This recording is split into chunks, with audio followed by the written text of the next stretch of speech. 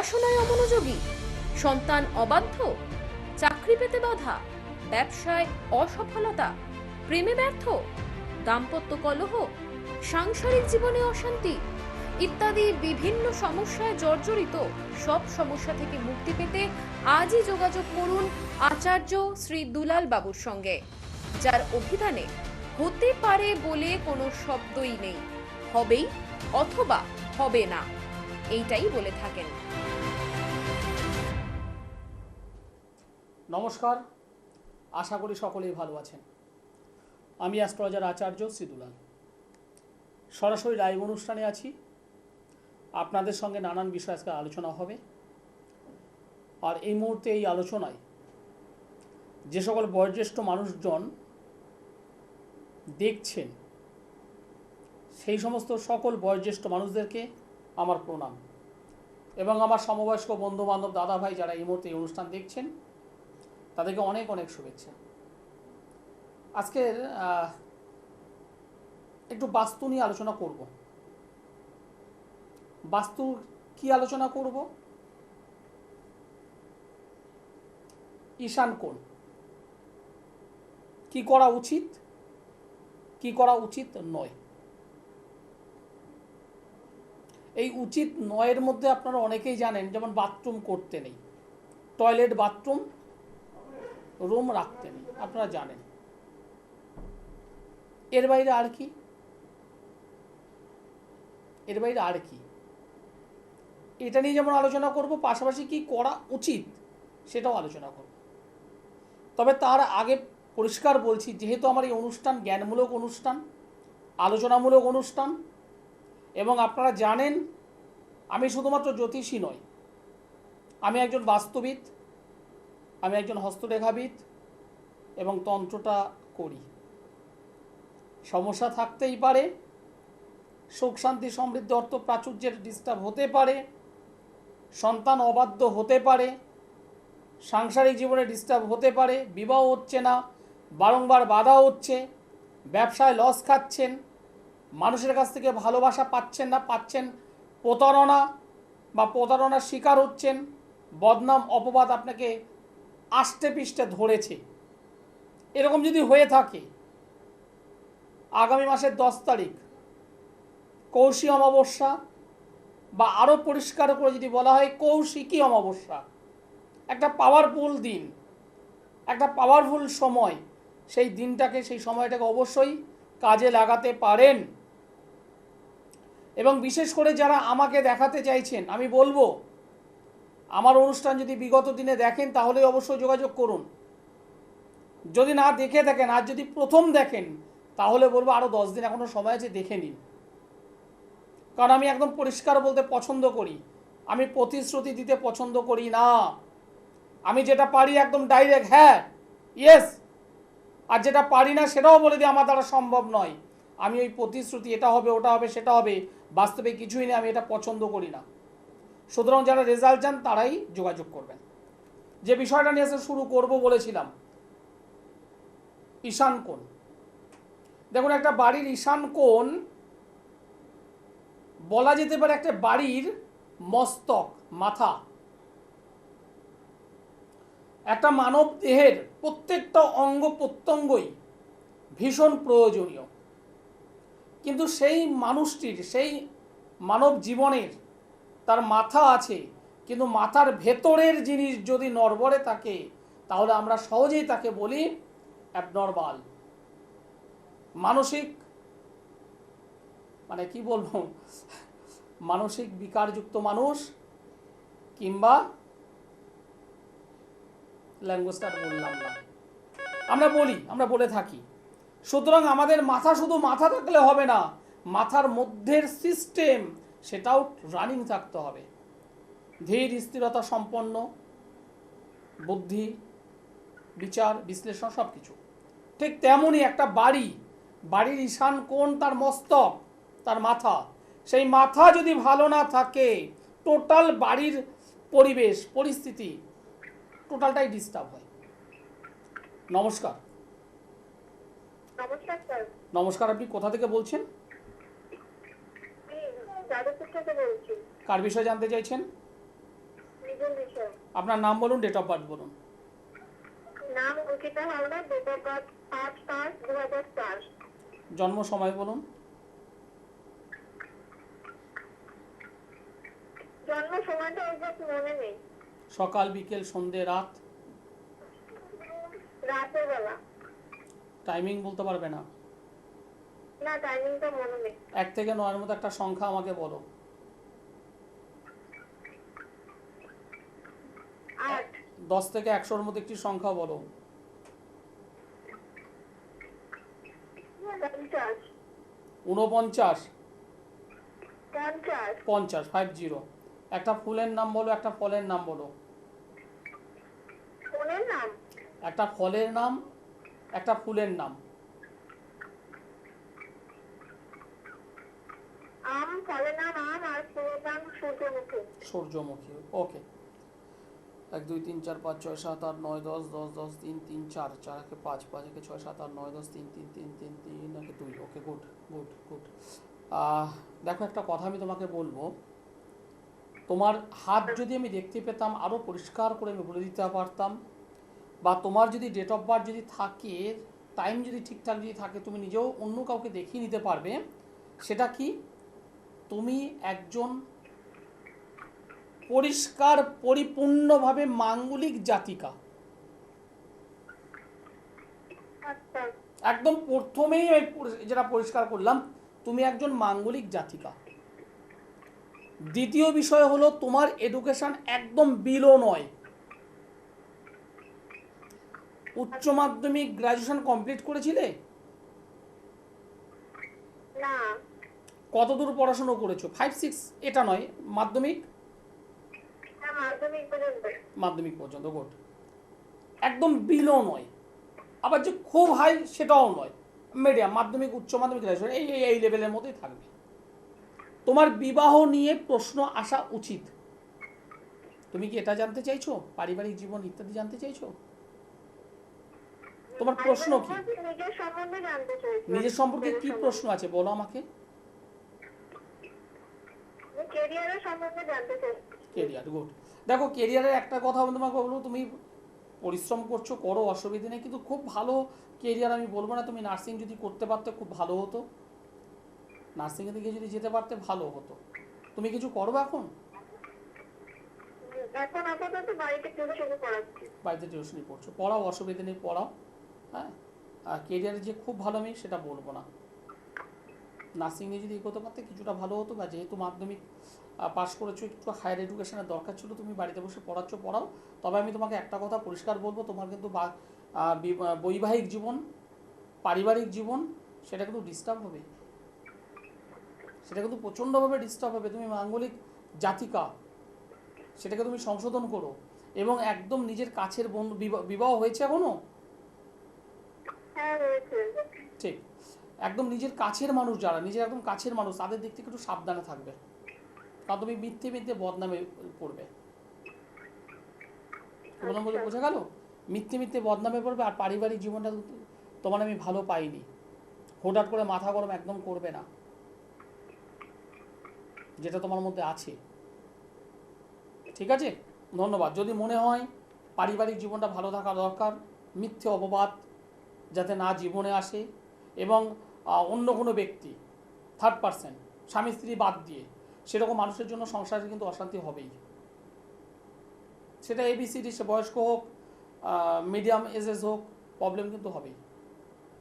মাথা ঠান্ডা রেখে সলভ করবেন। যদি মনে হয় আচার্য শ্রী দুলাল দাদার প্রয়োজন আছে, তাহলে অবশ্যই আমার সঙ্গে একবার যোগাযোগ করে নিও। ঠিক আছে, ধন্যবাদ। মাঙ্গলিক জাতিকা, একদম পরিষ্কার মাঙ্গলিক জাতিকা, একদম নিট অ্যান্ড ক্লিন, পরিষ্কার পরিচ্ছন্ন হয়ে আছে মাঙ্গলিক জাতিকা। আরও সমস্যা আছে, হাতটা দেখলে অবশ্যই বলে দেওয়া যাবে। যে বিষয়টা নিয়ে আসতে শুরু করেছিলাম, একটা বাড়ির মস্তক হলো তার ঈশান কোণ, নর্থ ইস্ট দিক। এই নর্থ ইস্ট দিক হলো ঈশ্বরের অধিষ্ঠান, যেখানে আমরা দেবতা গৃহ নির্মাণ করি, যেখানে আমরা ঠাকুর ঘর নির্মাণ করি, যেখানে আমরা দেবতাকে প্রতিষ্ঠা করি। সেই ঈশান কোণ যাদের ভালো থাকে, সেই পরিবার, সেই ফ্যামিলি, বা সেই বাস্তুতে সুখ আসবেই, শান্তি বিরাজ করবেই, অর্থের অভাব ঘটবে না, প্রাচুর্য দিন দিন বৃদ্ধি পাবে এবং অবশ্যই ধন সম্পদ পরিপূর্ণ থাকবে। এটা স্বাভাবিক নিয়ম। যাদের ঈশান কোণ ভালো আছে তাদের মাথাটা ভালো, তারা পরিবেশ পরিস্থিতিটাকে বিচার বিশ্লেষণ করে এগিয়ে যেতে পারে, কোনটা তাদের ভালো কোনটা মন্দ তারা সহজেই বুঝতে পারে। এবার সেইখানে কি করা উচিত, কি রাখা উচিত? অবশ্যই ঠাকুরঘর, অবশ্যই ঠাকুরঘর রাখা ভালো, দেবতার স্থান রাখতেই পারেন। কিন্তু অনেকের বাড়ি আছে যেখানে হয়তো রাখছেন না, ঠাকুরঘরটাকে হয়তো অন্য কোথাও একটু রেখেছেন, তাহলে সেই জায়গাটা কি ফাঁকা রাখবেন? রাখতে পারেন, অসুবিধে নেই, ফাঁকা রাখতে পারেন। সেখানে খুব সুন্দর কোনো ঠাকুরের ছবি রাখতে পারেন, সেখানে কোনো সূর্য উদয়ের সানরাইজিংয়ের কোনো পিকচার ছবি রাখতে পারেন, সেখানে 7টা সাদা ঘোড়া যে রানিং করছে তার ছবি রাখতে পারেন, সেখানে খুব সুন্দর প্রাকৃতিক ন্যাচারাল যে পিকচার রাখতে পারেন, সেখানে স্বস্তিক চিহ্ন রাখতে পারেন, সেখানে যে কোনো ধরনের পজিটিভ সিম্বলযুক্ত ছবি রাখা যেতে পারে। আমি দেবতার ঘর রাখলাম না, আমি ঠাকুর ঘর রাখলাম না, আমি তার পরিবর্তে এগুলো করতেই পারি। দেখা গেল অনেক মানুষের আছে সেখানে হয়তো ব্যালকনি আছে, ব্যালকনি ছবি রাখার মতো তার ইচ্ছে নেই, ঠিক আছে, গুড, অসুবিধে নেই। সেখানে আপনি কোনো ভালো কাঁটাযুক্ত গাছ বাদ দিয়ে, কাঁটাযুক্ত গাছ বাদ দিয়ে কোনো ফুলের টব লাগাতে পারেন। আপনি তুলসী গাছ লাগাতে পারেন, তুলসী মঞ্চ তৈরি করতে পারেন, ওখানে সুন্দর সুন্দর ফুল গাছ আপনি সেখানে সাজাতে পারেন। আপনি নানান ধরনের যে সমস্ত মাল্টি প্লান্ট যে সমস্ত গাছগুলো আছে আপনি সেখানে রাখতে পারেন। আর কি করতে পারেন? সেখানে আপনি আপনার ছেলের কিংবা আপনার মেয়ের পড়ার ঘর তৈরি করতে পারেন, পড়ার প্লেস তৈরি করতে পারেন, বই টই পড়ার, পজিটিভ, ভীষণ ভালো জায়গা। সেখানে আপনি আপনার যে কাজ সেই কাজের মধ্যে যদি হালকা ধরনের হয় আপনি সেই হালকা কাজগুলো ওখানে রাখতে পারেন, করতে পারেন। হালকা কাজ বলতে আপনি ল্যাপটপে কাজ করছেন, করুন, আপনি বই পড়া করছেন, করুন, আপনি কিছু লেখালেখি করছেন, করতে পারেন। আপনার নর্থ ইস্টের জন্য এটা আদর্শ জায়গা হবে। নমস্কার।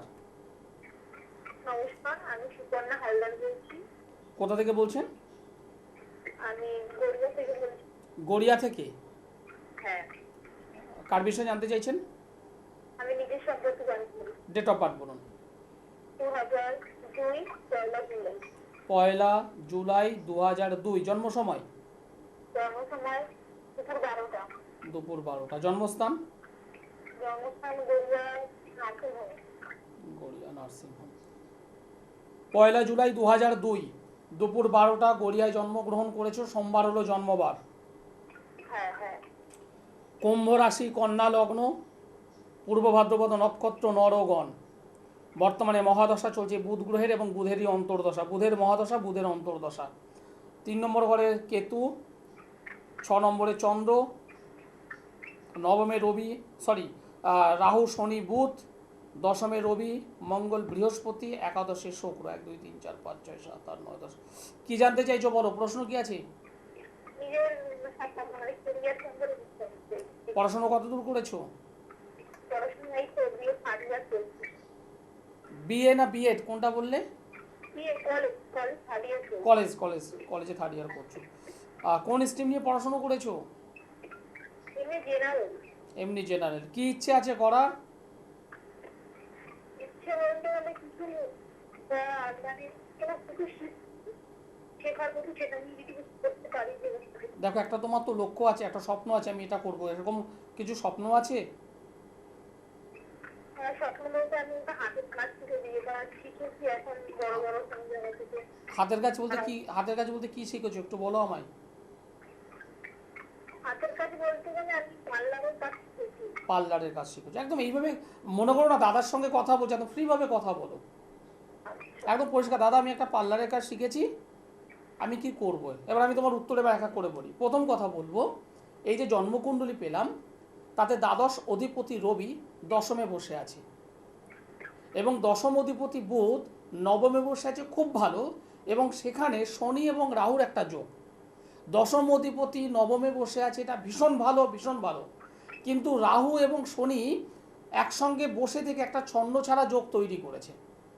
এই ছন্ন ছাড়া যোগ তোমাকে কি করবে, তোমার কর্মস্থলে ডিস্টার্বটা করাবে। এবং এই জন্ম ছকে যেটা দেখতে পাচ্ছি, যেহেতু পার্লারের কারক গ্রহ হলো শুক্র, যে হলো নবম অধিপতি, বসে আছে একাদশভাবে, শুভ, পজিটিভ। তুমি পার্লার সংক্রান্ত কাজে তুমি অবশ্যই এগোতে পারো, তুমি এগোবে। একটা জিনিস মাথায় রাখবে, সেটা কি, মিথ্যে মিথ্যে বদনাম, ছেলে ঘটিত বদনাম, অপবাদ, এই জায়গাটা তোমার কিন্তু লাইফে আসবেই।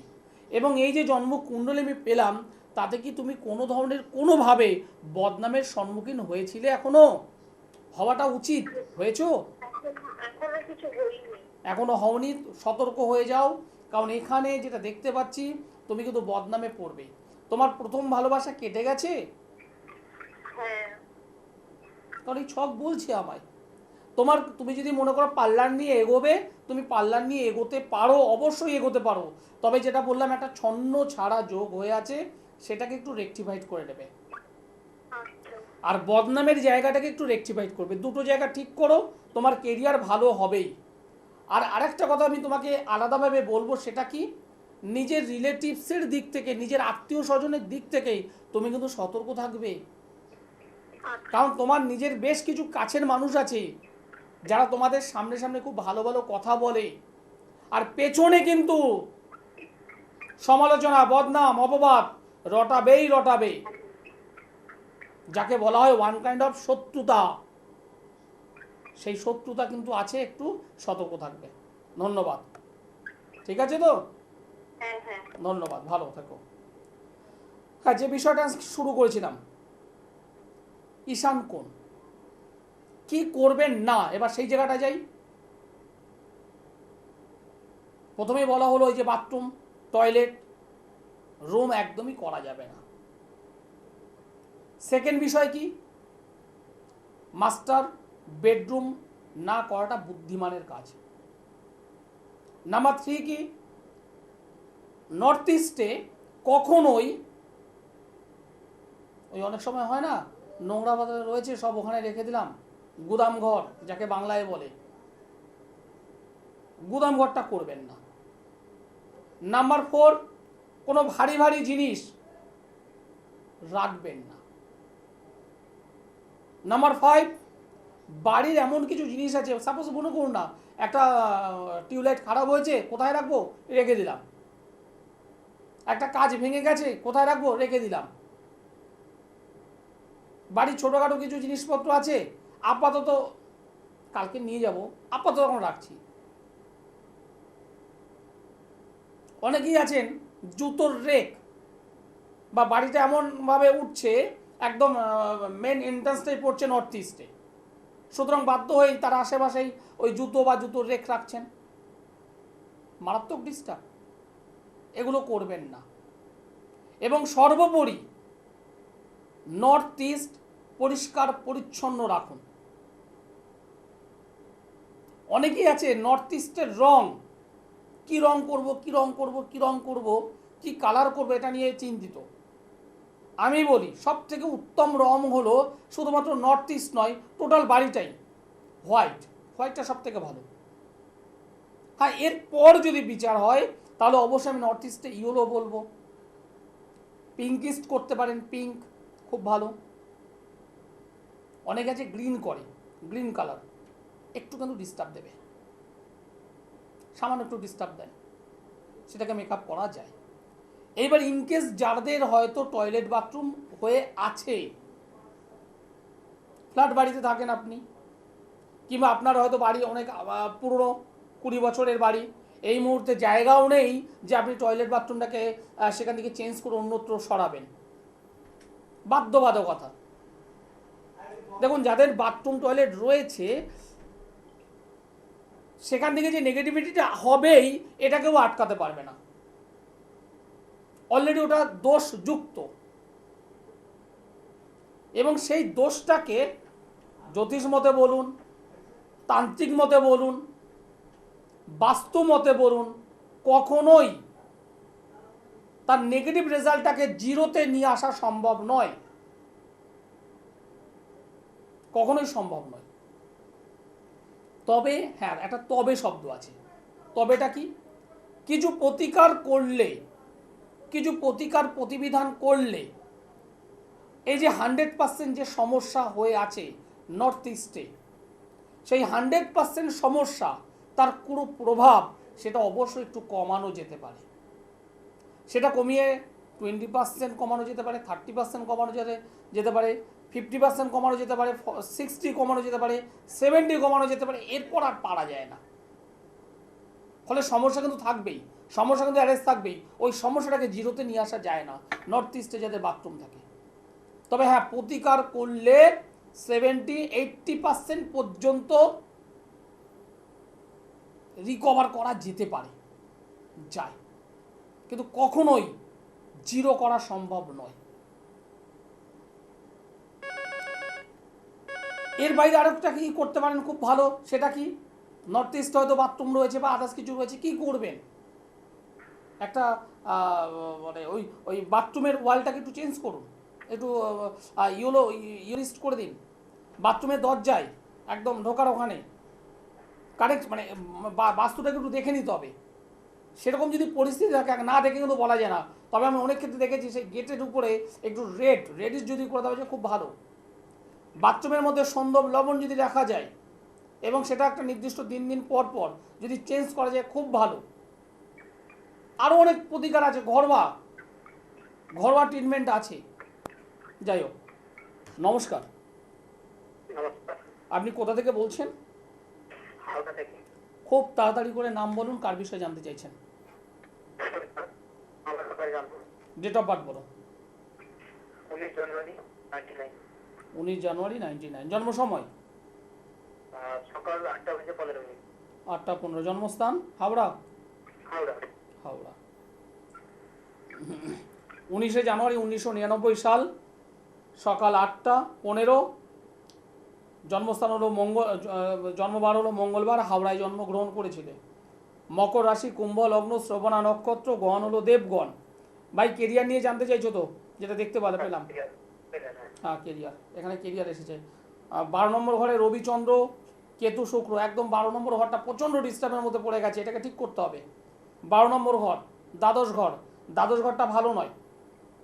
রবি শুক্র দারিদ্রতা যোগ, রবি কেতু গ্রহণ যোগ, রবিচন্দ্র, এটা একটা ভালো যোগ নয়, অশুভত্ব। এই 12 নম্বর ঘরটাকে রেক্টিফাইড করো। এবং এই জন্মকুণ্ডলিতে মঙ্গল ভঙ্গ কাল সর্পযোগ হয়েছে, মঙ্গল ভঙ্গ কাল সর্পযোগ, এই দুটোকে সংশোধন করো, তোমার কেরিয়ার খুব ভালো হবে। কি করো এখন তুমি? এখন আমি বর্তমানে একটা ছোটখাটো কাজে যুক্ত আছি। ছোটখাটো কাজে যুক্ত, যদি বড় কাজ যদি করতে চাও তাহলে এই জায়গাটাকে ঠিক করো, ঠিক আছে? যারা মনে করছেন যোগাযোগ করবেন, সোমবারে আমাকে দমদমে পাবেন, বুধবার বালিগঞ্জের গড়িয়াহাট ভাগ্যচক্র চেম্বার, মাসে 2 শুক্রবার মেচেদায়, মাসে 2 শনিবার বর্ধমান, এবং বৃহস্পতিবার করে হাওড়া ময়দানে জাগৃতি চেম্বারে। যারা দূর থেকে আমার অনুষ্ঠান দেখছেন, যারা যোগাযোগ করতে চাইছেন, তারা নিচের যে কন্ট্যাক্ট নম্বর আছে সেই নম্বরে অবশ্যই যোগাযোগ করতে পারেন। সামনেই আগামী মাসের 10 তারিখ কৌশিকী অমাবস্যা আছে।